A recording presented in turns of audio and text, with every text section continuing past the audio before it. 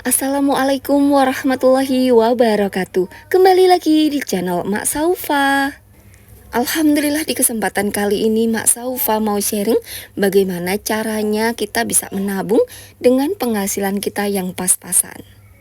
Semoga vlog emak kali ini bisa menginspirasi bunda-bunda semua dan juga bisa bermanfaat. Untuk teman-teman yang selalu mendukung channel Emak Saufa, emak ucapkan banyak terima kasih. Dan untuk yang baru bergabung, emak ucapkan selamat datang. Jangan lupa untuk like, komen, dan juga subscribe-nya. Terima kasih. Bunda-bunda pernah dengar nggak kita bisa mencukupi kebutuhan kita dengan penghasilan kita? Jadi penghasilan itu sebenarnya cukup untuk hidup, tapi sebenarnya tidak cukup untuk memenuhi gaya hidup. Karena apa? Karena gaya hidup itu tidak ada batasnya. Jadi terus aja kurang aja seperti itu ya. Karena memang seperti itulah manusia. Jadi kebutuhan nafsunya itu tidak terbatas. Dengan sedikit menahan keinginan, kita bisa-bisa aja dengan gaji berapapun, dengan penghasilan berapapun, kita bisa menabung untuk memenuhi cita-cita kita. Kita bisa mulai dengan nominal yang kecil, nominal yang kita mampu ya bunda ya. Mulai dari nominal 1000, 2000, 3000, 4000, 5000. Meskipun sedikit, meskipun kecil, tapi kalau konsisten, maka insya Allah sedikit demi sedikit tentunya akan terkumpul menjadi banyak. Dan ada beberapa tips untuk kita yang gajinya pas-pasan supaya bisa menabung ya bunda ya. Untuk tips yang pertama yaitu mengelola pengeluaran, jangan melebihi pemasukan. Ini adalah kunci ya bunda ya, kuncinya ada di sini. Karena kita biasanya itu mengeluarkan uang itu sesuai dengan apa yang kita punya kayak gitu ya.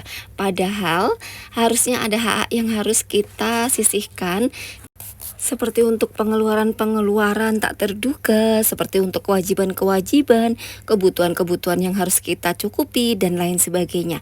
Itulah kenapa jangan sampai namanya pengeluaran itu melebihi pemasukan.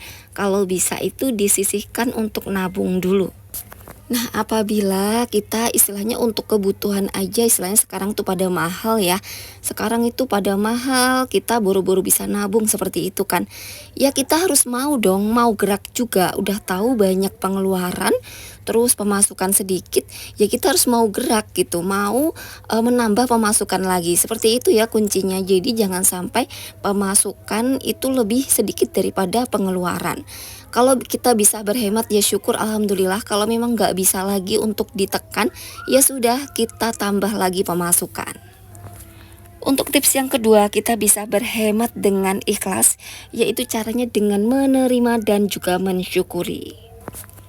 Nah, kenapa kita harus menerima dan mensyukuri? Maksudnya kita berhemat tapi kita juga menikmatinya gitu ya bun. Jangan sampai kita hemat tapi kita mengeluh, kita ngerasa terbebani, kita merasa tersiksa. Maka hemat kita tentunya akan menyiksa kita sendiri. Jadi seperti itu ya bunda ya. Kalau memang keadaan kita tidak mampu, ya kita syukuri aja alhamdulillah. Karena pastinya pasti akan ada orang yang lebih kurang dari kita. Karena setiap orang itu memiliki ujiannya masing-masing. Tinggal kita aja fokus dengan bagaimana kita memperbaiki ekonomi kita, memperbaiki hidup kita. Seperti tips emak yang ketiga, yaitu kita harus mau usaha lebih keras dan tak mudah putus asa. Jadi kalau semua kita memang usaha sekali gagal, usaha lagi gagal, ya usaha lagi seperti itu ya.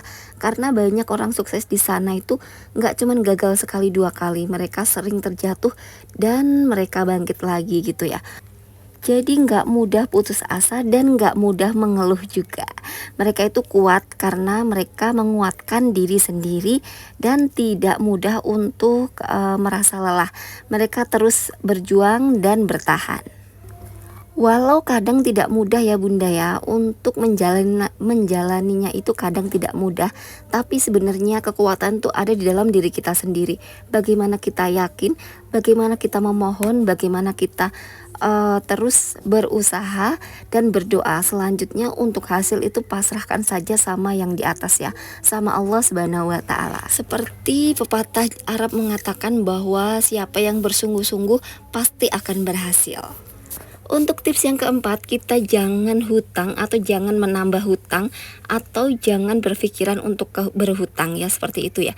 Karena kenapa? Karena udah tahu penghasilan kita itu pas-pasan, ya udah kita kelola uang kita yang ada. Terus kalau bisa sih kita mencari penghasilan tambahan, jangan malah menambah hutang. Kalau kira-kira kita memang membutuhkan sesuatu, kita bisa cari barang second atau barang yang kita mampu membelinya, seperti itu ya. Kalau bisa carilah penghasilan tambahan kalau bisa ya. Tapi kalau kita mau usaha pasti bisa kok, insya Allah. Secara sekarang tuh banyak banget jalan untuk kita mencari penghasilan tambahan. Dari penghasilan tambahan itulah kita nanti bisa fokus menabung. Jadi kalau kita bisa berhemat, kita alhamdulillah ya bisa menyisihkan dari sisa-sisa uang belanja, uang-uang budget dan lain sebagainya. Tapi kalau kita mencari penghasilan tambahan itu juga bagus. Jadi menabungnya itu bisa lebih fokus lagi, seperti itu. Dan teruslah semangat, jangan mudah putus asa. Karena di luar sana orang-orang berjuang lebih keras daripada kita, dan kita jangan sampai tertinggal jauh. Kita harus fokus sama usaha yang kita lakukan. Jangan mudah menyerah, pokoknya usaha terus. Usaha apa aja, kalau kita memang nggak punya modal, banyak kok usaha yang nggak pakai modal ya. Contoh aja ya, di sekitar rumah emak ini ada yang buka usaha kayak momong anak, dan dia bisa ngebantu orang-orang yang bekerja dengan menitipkan anak ke dia. Dan kalau udah dikasih usaha kayak gitu tuh dia amanah, seperti itu ya, melakukan pekerjaan dengan baik, dan dari penghasilannya itu ditabungin, seperti itu. Pokoknya fokus aja terus dengan usaha kita mencari penghasilan yang halal. Ada juga tetangga emak yang dia usaha membuat kue kecil-kecilan, yaitu dengan delivery order. Jadi dia hanya membuat pesanan yang orang-orang pesan. Jadi seperti itu. Dengan begitu mengurangi resiko kerugian ya. Jadi dia PO dulu siapa yang mau pesan, dan besok waktunya lalu di DO-in ya, dikirim ke tempatnya langsung, seperti itu. Itu juga istilahnya sebuah usaha gitu ya Bunda ya. Jadi jangan pernah kita itu hanya bisa mengeluh, fokus aja usaha, seperti itu ya. Selanjutnya untuk hasilnya itu pasrahkan kepada Allah Subhanahu wa taala. Memang untuk usaha itu tidak semudah membalikkan telapak tangan.